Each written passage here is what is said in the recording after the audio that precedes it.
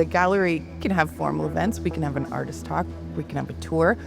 But when you create a social event where people want to come and do something creative themselves in the space alongside the artist, that is just an amazing thing to experience. Regional art galleries play an important role in our smaller communities and rural areas. Often working with staff complements and budgets much smaller than those of galleries and museums in densely populated urban centers, they must be resourceful in delivering programming that serves the needs of the public. In today's conversation, I'm joined by Dr. Andrea Terry, Director and Curator of the StFX Art Gallery at St. Francis Xavier University in Antigonish, Nova Scotia. Together, we explore what it is that defines the regional art gallery, how university art galleries differ from other public art spaces without academic affiliation, and how such galleries support artists and the communities they serve. Along the way, we look at some of the initiatives that the StFX Art Gallery has introduced to the region, as well as some of the rewards that have come with curating its exhibitions and programming. This podcast was recorded in Unama'ki on the traditional and unceded lands of the Mi'kmaq people. The Cape Breton University Art Gallery recognizes its role in honoring the treaties of peace and friendship with a commitment to continually learn the truth of our collective history and build towards reconciliation and authentic allyship. I'm your host, Greg Davies, and this is The Strait and Narrow.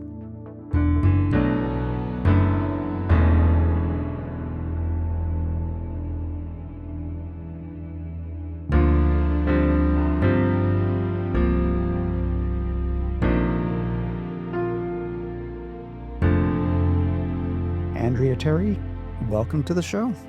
Well, thank you for having me. It's a pleasure to be here. Thanks so much.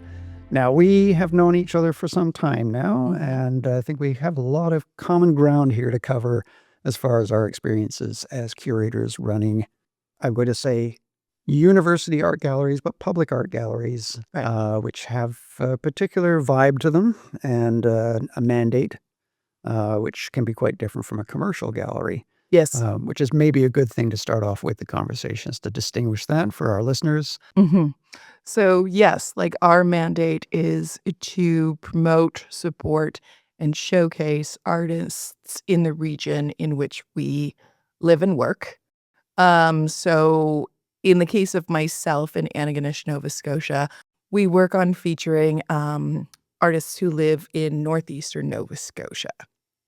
So not as far as Cape Breton, but, around Northumberland Straits and within about 2 to 3 hour radius all around. Now, the reason for that specifically, I think is fairly obvious, but if you just comment on that, because,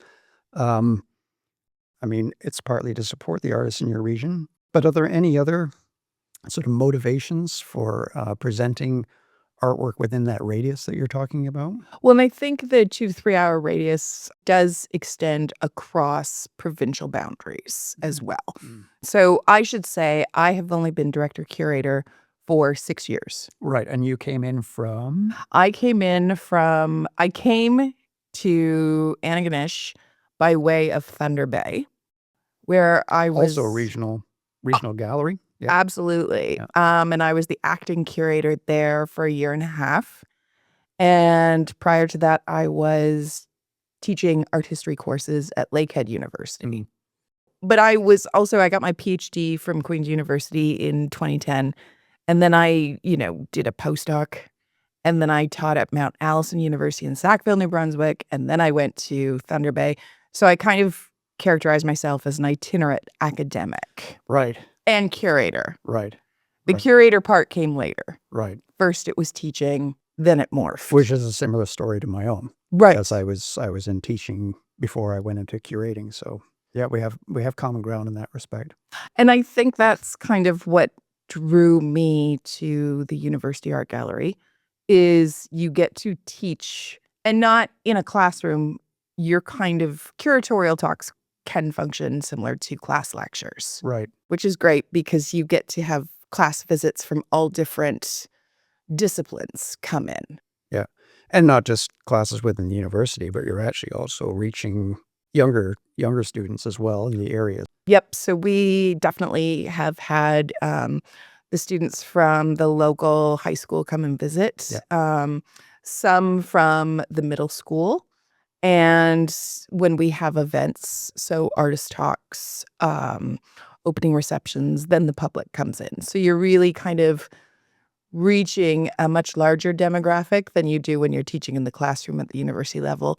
Um, and that's really rewarding. It's rewarding in a far different way than being in the classroom is. Also, it's, how do I put this? It's enjoyable in the sense that you're not creating a lecture for every different class. Right. You're giving curatorial tours and talks. So you really get to know the material because the shows run for about 3 months on average. Mm-hmm. And yeah, I really like the university art gallery context, but certainly I would position the gallery as a public one as well, because it is the only public, non-for-profit art gallery within a 2-hour radius, I would say, driving. So with that mandate, we receive grants and sponsorships and support from the federal government, some degree, because we're a university art gallery from the province, and then also sponsorships from local organizations.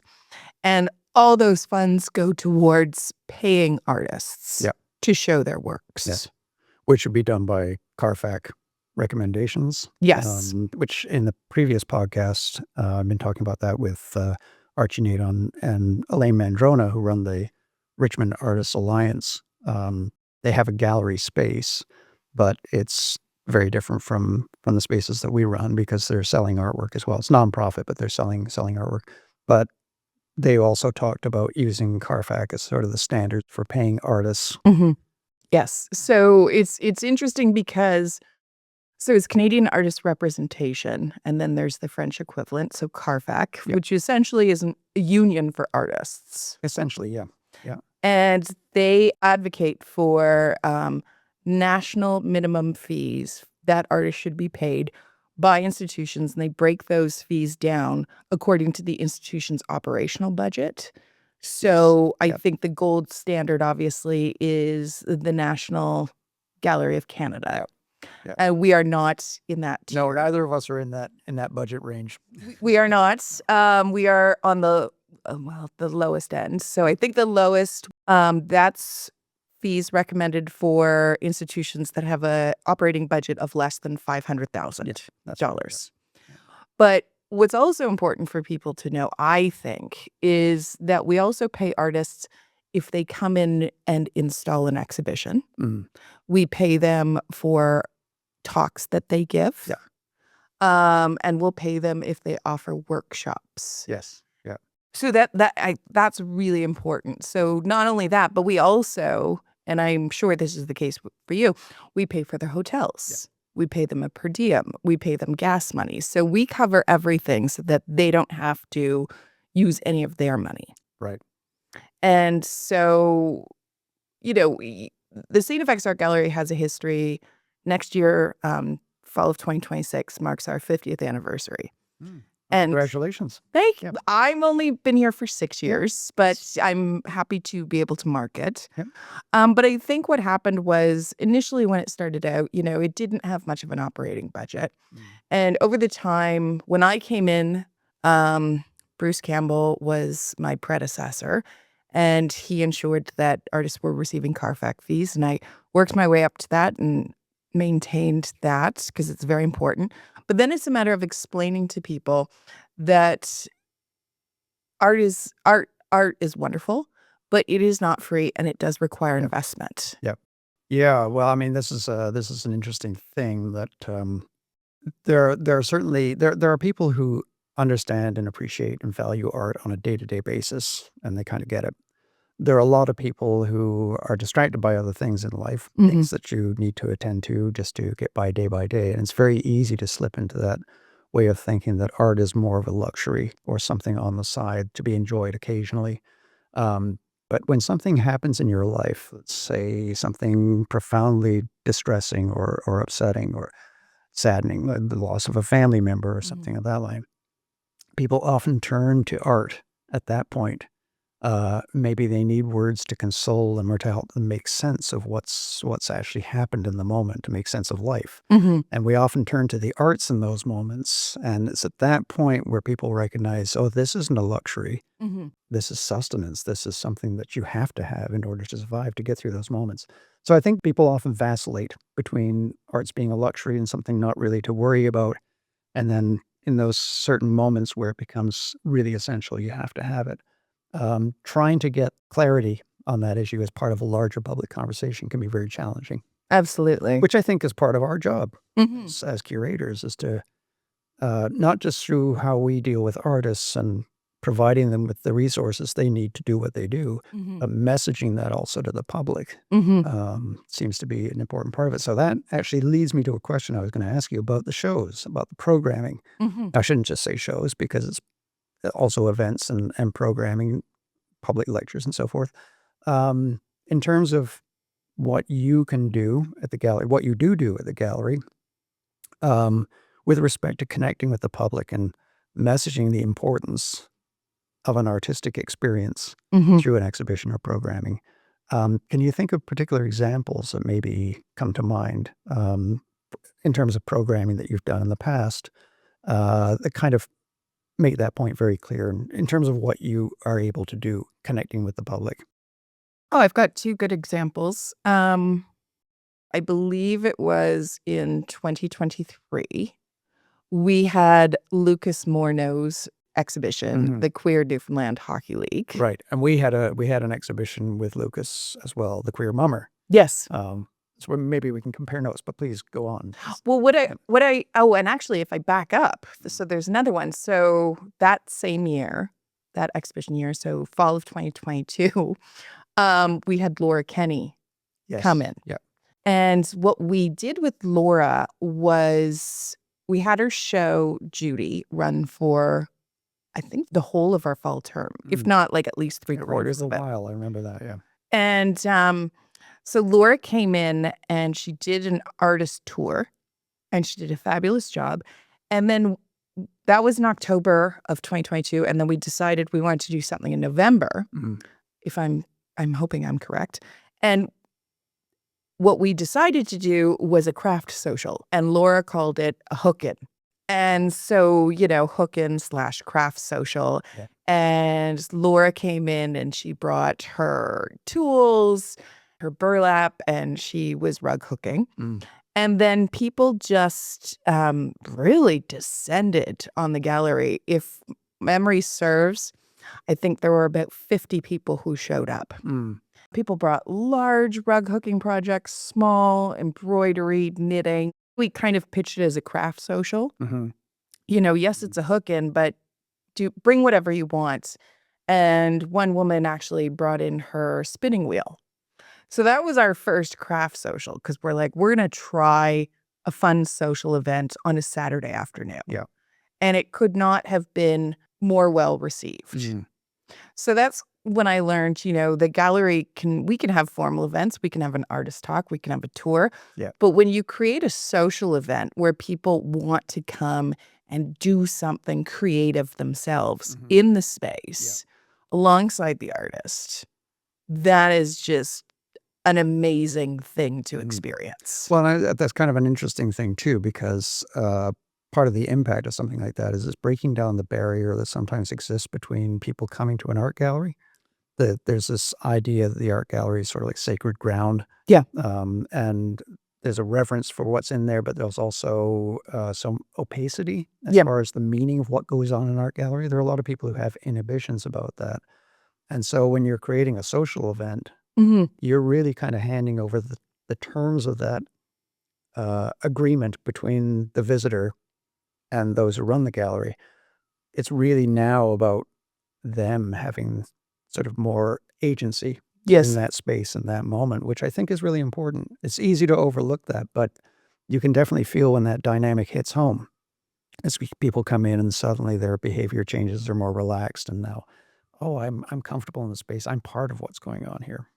Well, and what happened as well is I had an intern at the time, Marita Coos, who just this past fall was the curator for Nocturne. Mm. And what Marita did, which I thought was fabulous because she works with textiles for a lot of her practice, and she's very interested in books and art and the products that can be produced as a result of those things merging. Mm. But they brought in fabric, all these swatches, and they covered all the, conference style collapsible tables that we Right. had. Yeah. So we had all these fabrics, and Marita kind of color coordinated them, but it created this really, like, with Laura's rugs on the walls, it was already warm Mm. and inviting. And then the fabric pseudo tablecloth style made it even more. Kind of enhance that. It totally Yeah. did. Yeah.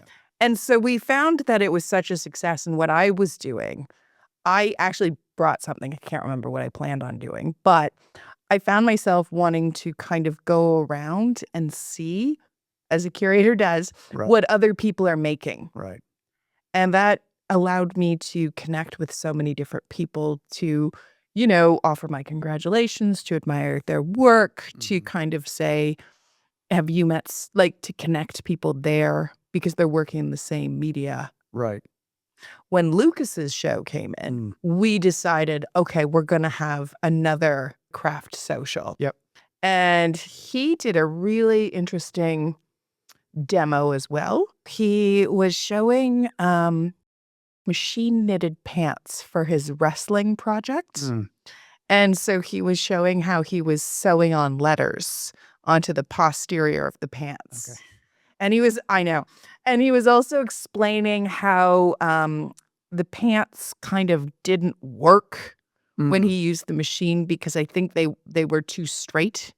In the show that we did, The Queer Mummer, there was a lot of humor in there. And I can just imagine the scenario that you're talking about with the pants. It's just right up Lucas's alley. It's just so. I mean, you can see it, the discussions. Yeah. Like, and I think, Lucas is working with a lot of textile, but like textile production. So rug hooking, like Laura, but also knitting and crochet. Yeah. And so he really brought generations together in the same space. Yeah. So that was 22-23. And I should say Lucas's show, Queer Newfoundland Hockey League, is at the Gallery 1CO3 right now at the University of Winnipeg. Yeah. Yeah, it's moved out west for the time being. Yeah. So it's great that it gets to circulate. Yeah. Yeah. And then we brought in Julie Rossvale this summer. So this summer was the first time, and we will continue, that we were open in July, August. So we had to get the word out, and Julie was pivotal in her social media management. Yeah. She's prolific. Yeah. And sharing the fact that her work was on display, that the gallery was open during the summer months. Yeah. And we brought her in for another craft social. And, everyone does something different. So Julie talked a bit about her work, but then she brought in artist Katie Prescott. And because Julie merges embroidery, knitting, textile art with printmaking, her friend and colleague Katie Prescott brought a portable printing press. Oh, cool. So while people were making things, they could go over to Katie and print something in the gallery. And so I'm always impressed at what artists do to engage people at these social events. Yeah. Yeah. And I think it highlights another aspect of these kinds of shows, especially when you're dealing with artists who are either in the early stages of their career or sort of mid-level, that there's a collaboration that goes on there.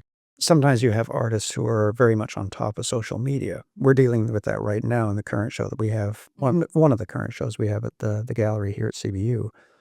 Mia Turnbull is prolific, and she also is very active with social media. She's kind of on it, which for us, quite honestly, is extremely helpful because we have resources to deal with social media, but they tend to be rather limited. And although we do have a work study student who happens to be specializing in animation and graphic design. Oh, that's great. And we have an intern as well, Natasha Taylor, who's also very skilled at graphic design. So the powers that be have just sort of come together to make this moment really work. But it does help greatly that Mia is very active on social media. So really, she's kind of helped to generate a lot of interest outside of the area, especially that we just wouldn't really be able to do because our resources are kind of limited. Well, and I think that's part of being a regional arts administrator, um, in that you and I wear many different hats. Yeah, So for sure. we're not only curators, we also install the exhibitions, we organize the programming, we work with the university infrastructure to get the catering, Yep. to get the tech. Yep. The mind reels at what we do in the course of a day. To get the seating for the events in the gallery. Get the seating. So it's like I think I can say this for both of us. On any given day, we're working on 3 shows through the course of the day. Right. It's very piecemeal. It's like, I'm going to get catering for this. I'm going to make sure I have the artist letter of agreement emailed to this artist.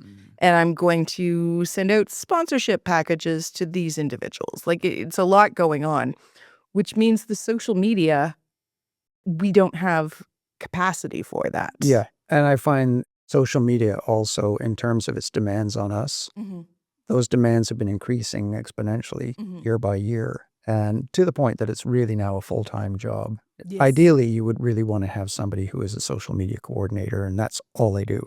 Yeah. Because social media has grown so much, and it's a battlefield out there. You're competing for people's attention. I will say I have a very capable intern myself who deserves a shout out. Arden Delibic is working with me this academic year. So they are my curatorial intern. And so they are my 4th, actually. So for the past 4 years, I've written grants. I've gotten Department of Canadian Heritage grants. Yes. Yeah. For Young Canada Works. And Arden actually worked for the Student Union and worked on marketing. So they're connected with what's going on with the They're university on connected that with level what's too. going on. And they kind of took a really fresh approach to our social media, in that the first thing they thought we should do once we'd promoted the exhibitions was to have meet the team posts. And they went really, really well. They were well received. And then their take on, portraying the art through social media is far different than what has been done in the past. But that works. I think we who work in this area, when we have only a few, my approach is, for every intern who I work with, I like to figure out where their strengths and ambitions lie and go with that and kind of give them the reins to manage certain projects. I'm always hopeful that they'll want to take over social media, but I have to be honest, not everyone has enjoyed it. Yeah. They all do it very admirably, but Arden has demonstrated a real skill. Yep. So that kind of alleviates me. Now, in terms of promotions, I will say this is interesting. About 2-3 years ago, I put up a sign-up sheet in the gallery asking if people wanted to receive regular email updates as to the programming, to give me sign up, leave their email and their name. And that has proven to be like one of the most effective. So it's like, while we look at social media, still old school email is quite effective. Yeah. And then also word of mouth has currency for regional galleries, unlike anything else. Yeah, it certainly does. But I'm thinking to myself, we wanted to talk, and I think this is important. So with the small rural galleries, would you say small or would you say regional? Like, what are you interested? Good question. Well, regional isn't necessarily small. No, that's true. And sometimes they are rural as well, to go back to that word. Right. They can be. I don't know. I think it depends on the particular institution. Yeah, well, I think because you and I have talked about this previously, like, what is the role of institutions such as ours? And something I find intriguing is that in the East Coast, there are galleries in different locales, but they're far apart. Yeah. And that is the Distance is definitely an challenge. issue out here. Distances, Yeah. and like I use social media really to keep track of what institution is showing what.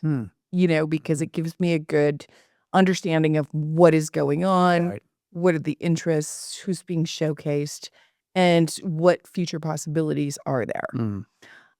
However, to get there is next to impossible, Right.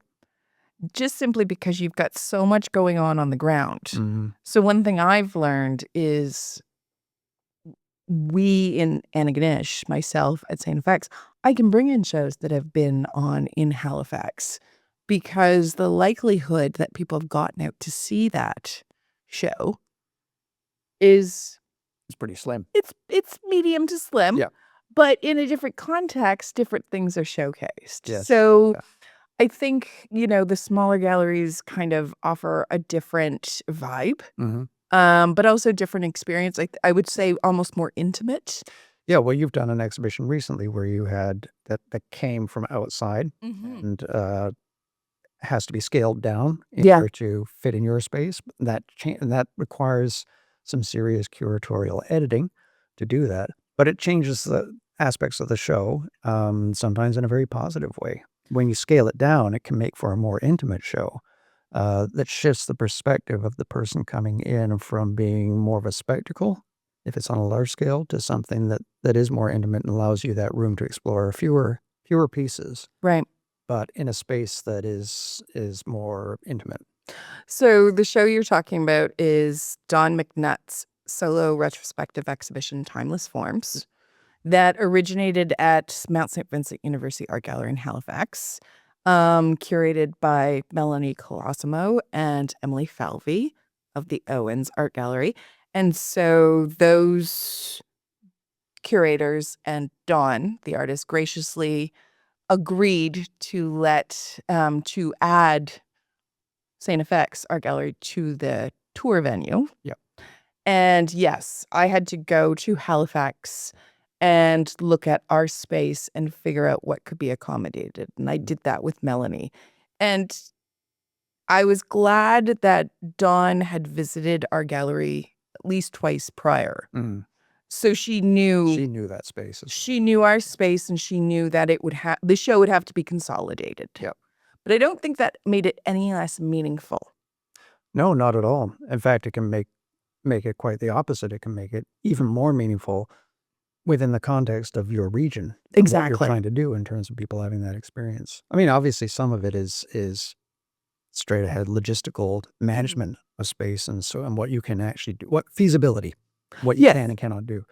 But I think part of the challenge is to translate meeting the feasibility aspect of it with something that's an experience that's going to be relevant for the artist and for the viewer. You're bringing them together in that space. Well, and I think it's important too to point out that Dawn lives in Pictou County. So we are the closest venue to where she lives and works, which meant that her friends and family who are in her backyard had very easy access to her show. Right. So it made it all the more accessible. Now that brings me to another issue that I wanted to bring to the table too, which we can go into if you wish, we can go into the side of what we do, which is how we select who comes in, who has shows and so forth, which can be a complicated thing. So when I receive proposals or talk to artists, it's always the students that I'm thinking of first.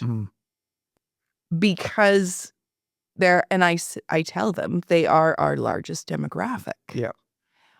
Now, that said, if it resonates with university students, it's going to resonate with the wider communities. But really, it starts with the proposal, and I ask, will this art resonate with students? And then everything else from there falls into place. Now, Julie Rossvale's show was interesting because it was going to start off during the summer. So that's kind of a little bit of a challenge. Yeah, for sure. Because we're opening a show, but the students there are no classes. Right. Now, Julie's well known. She's based in Wolfville, Nova Scotia. So I knew that we could promote it. And the combination of textile art and printmaking I knew would resonate. But what was really amazing, because you do all this work thinking this through. So you look at the artist's proposal, you work with the artist to hone it, come up with the title, choose the works, write the statement, all the things. Yep. And then you install it. And then once it opens to the public, you can't control the reception, nor should you try. That's right, yeah. But you have all these kind of thoughts and hopes. And so we had a woman visit. And it was so fabulous because it was in the first week. And she came in, looked around, was very excited. Said she saw the poster at the library, takes it all in and said, I've been working on some projects where I'm going to repair things. But I just haven't gotten to it. And now I find myself inspired. And we weren't talking about an artist. We were talking about someone who was going to repair clothing. Right. And they found that was the wording they used. Yeah. And they found inspiration in that. I just thought, okay, we got it. This person gets it. Yeah. Yeah, that's extremely rewarding when that happens. Yes. You're absolutely right. I mean, there's a certain point. Well, it's like making art, and you put your art out there. At a certain point, you're no longer in control of that narrative. It becomes its own thing, and you kind of have to let it go and see which course it ends up taking. But yeah, it's extremely rewarding to have that kind of response, because it might not be the response you necessarily expect, but that's part of the joy of it, right? And, I always find myself I have abstract aspirations, that I haven't fully articulated. So when someone expresses something that I've hoped for but not voiced, that's just, fist pump. Right. Yes moment.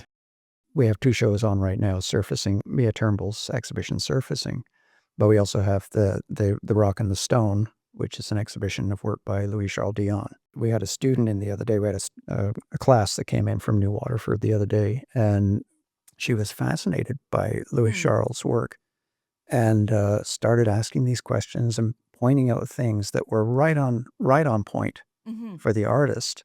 That to me is extremely rewarding, because I don't have to provide the discussion around it. I don't have to provide it for the person who's coming in and just experiencing it.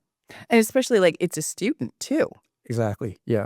I will say, one thing that I also look for when I'm considering working with an artist or artists on an exhibition is I need them to be somewhat self-directed.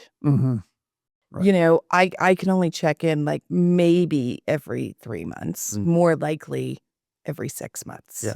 So I need to know that progress is being made. And for the most part, all the shows that we've done, that has been the case. But I had to learn that while I would love to, have more in-depth conversations and spend more time, I have to let them do their thing. Yeah. And then kind of parachute in and then jump right out. This is part of also developing as an artist, as part of professional development. And capacity building, that side of what we do as well. To take on an artist who really is quite new to the game and doesn't quite understand how things work. You're also then filling in this educational part, kind of walking them through the process, which I have to say at times it can make it a lot more difficult to do that type of show, which if you're going to host that type of show, it's so important to have those early conversations with the artist to get a sense of, what are their expectations? Do they understand what's involved in doing this show? Right. And then there have to be a series of checks and balances going forwards. And for yourself and myself, we don't have that time. Not really. No. Unfortunately. Unfortunately, that's right. Yeah, I think these are components of the challenge of being a curator in a regional gallery. Yeah. especially when you're working with a small complement of people. And let's face it, most regional galleries are working with small complements. Yep. And on that note, I'm going to say thank you very much for joining us today, Andrea. And I wish you all the best. Well, thank you for having me. It's been a pleasure. You've been listening to The Strait and Narrow, the official podcast of the Cape Breton University Art Gallery. My guest today was Dr. Andrea Terry. Our sound technician was Derek Gallant. I'm your host, Greg Davies, curator of the Cape Breton University Art Gallery. Thanks for joining us today, and please stay tuned for further episodes featuring more guests from Unama'ki, Cape Breton, Nova Scotia, and Atlantic Canada.